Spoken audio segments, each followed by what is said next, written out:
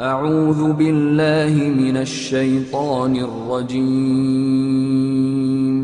بسم الله الرحمن الرحيم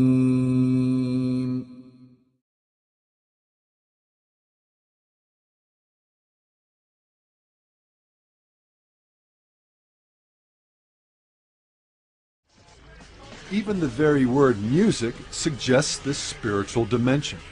Its etymological root, muse, is the name of the spirit beings, daughters of Zeus, who the ancient Greeks felt were responsible for the inspiration of all art. Over 3,000 years later, this connection between muses, or spirits, and music hasn't just survived, it's thrived. The world of popular music virtually teems with artists who believe they are channelers for spiritual forces, guiding lights to the undiscovered of our subconscious.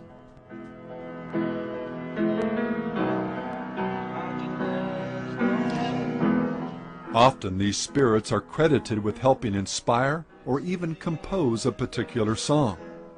John Lennon, for example, has stated, "When the real music comes to me, it has nothing to do with me, because I'm just a channel.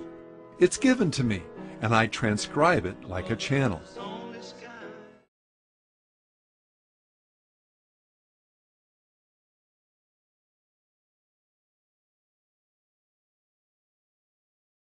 Within the band said there is a fifth member, a mystical member, yeah. We've always said there's something looking over us. And the only way that I can describe that, probably in its best, the best way for me is that when we were playing our first songs together, and especially our first the first 3 albums, for instance, we would literally show up in a room, and it was almost as if the songs were already written. That's why I like to call Black Sabbath a phenomenon. Rather than a band. Although it is a rock and roll band, there's a phenomena involved there where that stuff just comes from somewhere, and it just so happened that we happened to be the ones that it came to.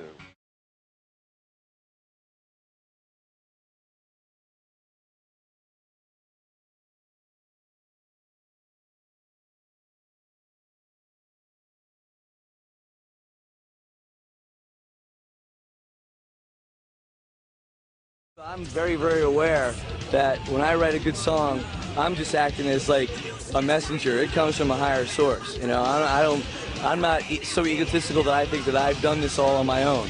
I'm very, very aware that there's a higher source sort of guiding me through this, and I'm just acting as a messenger.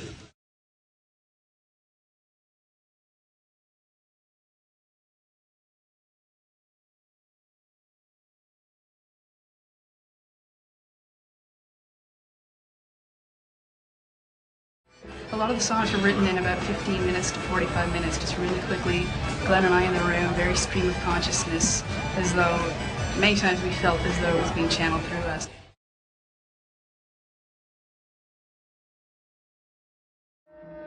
Later in life, Elvis would acknowledge that the strange powers that he'd wielded over his audiences were occultic powers that he'd received from the spirit world.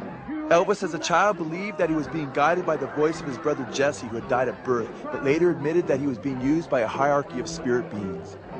His close friend Larry Geller wrote that Elvis believed that he was working under the aegis of these masters, that they had helped him. Elvis admitted, "I always felt an unseen hand behind me.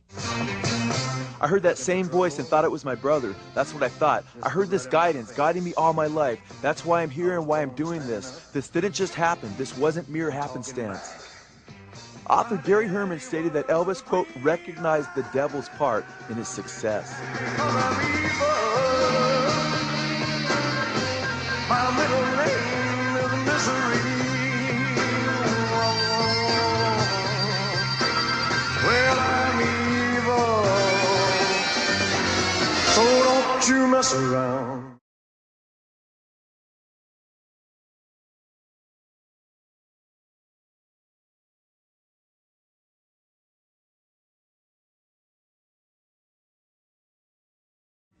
Now, there's a few different ways to look at backwards masking, and there's different types of what people call backwards masking. I'm not talking really about backwards masking, I'm talking really about backwards messages. In fact, one way to do it, which wouldn't require demons or higher intelligences, to intercede would be just to take straight words, take 7 or 8 words in a song, and reverse them. And then when you played it backwards, you would hear those words. But when you heard it forwards, what would you hear? You'd hear something backwards. It wouldn't make sense.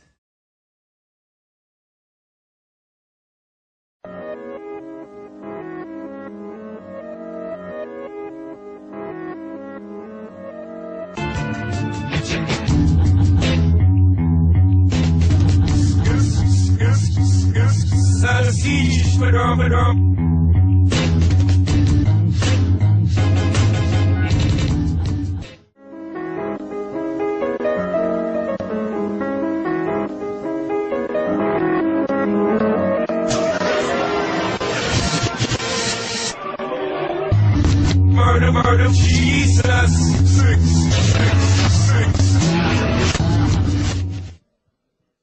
So when people talk about how backwards masking is done in the studio, yeah, that kind of backwards masking is done in the studio. No problem. That's not what we're talking about.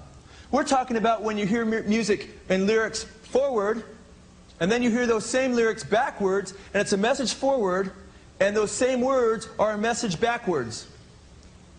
Okay? And we're not talking about 1 or 2 words. We're talking about sometimes over 15 words straight. We're talking on Stairway to Heaven right around 30 words. Okay?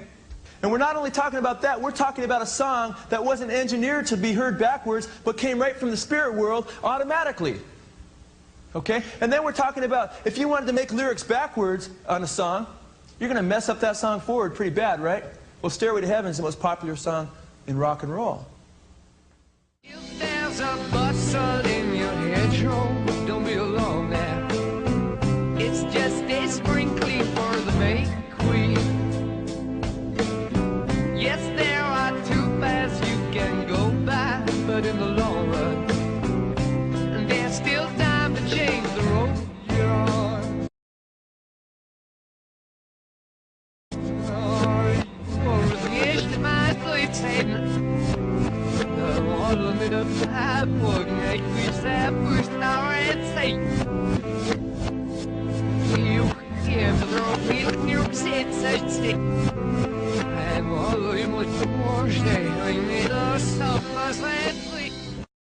Led Zeppelin's Robert Plant felt that their most popular song, Stairway to Heaven, was given in much the same way.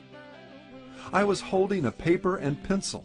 Then all of a sudden my hand was writing out words. There's a lady who's sure all that glitters is gold, and she's buying a stairway to heaven. And she's buying a stairway to heaven. I just sat there and looked at the words, and then I almost leapt out of my seat. And it makes me wonder.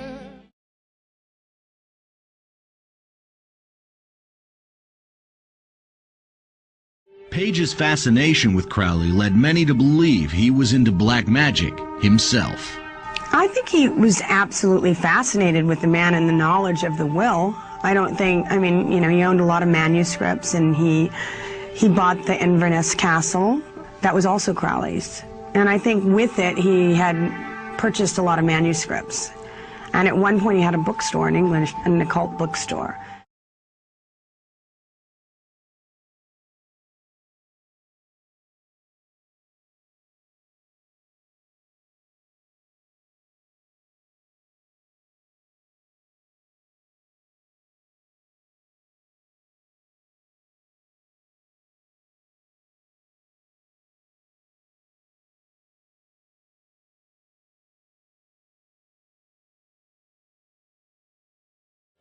In an interview with Rolling Stone, Santana was more specific concerning the identity of this supernatural entity, identifying him as Metatron, the architect of physical life.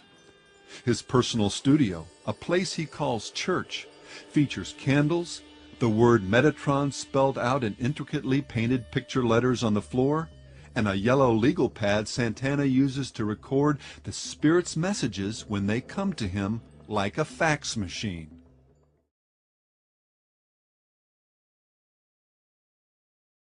First of all, I'd like to thank Satan. I'd like to thank Satan. Thanks, Satan. Satan.